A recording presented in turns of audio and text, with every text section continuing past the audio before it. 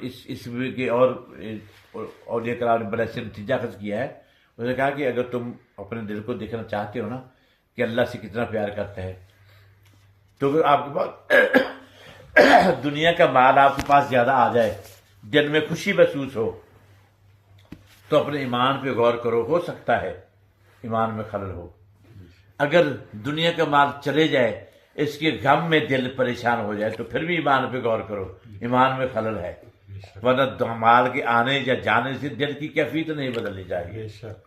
مال چلا جائے، مال آ جائے، دنیا چلی جائے، دنیا آ جائے، لوگ آپ کے ہاتھ چومنے لگ جائیں، ہاتھ چومنے چھوڑ دیں، لوگ آپ کو اچھا کہیں، لوگ آپ کو برا کہیں، دل کی کیفیت جو طاری ہے، دل میں جو ایک رقص کرنے والی چیز ہے، اس کا رقص چلتا رہے، اس کا ذکر چلتا رہے، اس سے غافل نہ ہو.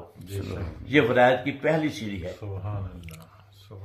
اور اگر اس بات پہ آپ مصمم نہیں ہو سکتے، مشکل بائی سے نہیں چل سکتے نا، تو پھر اگلی بات آپ کے لیے مشکل ہے، اگلی منزل ہی مشکل ہے.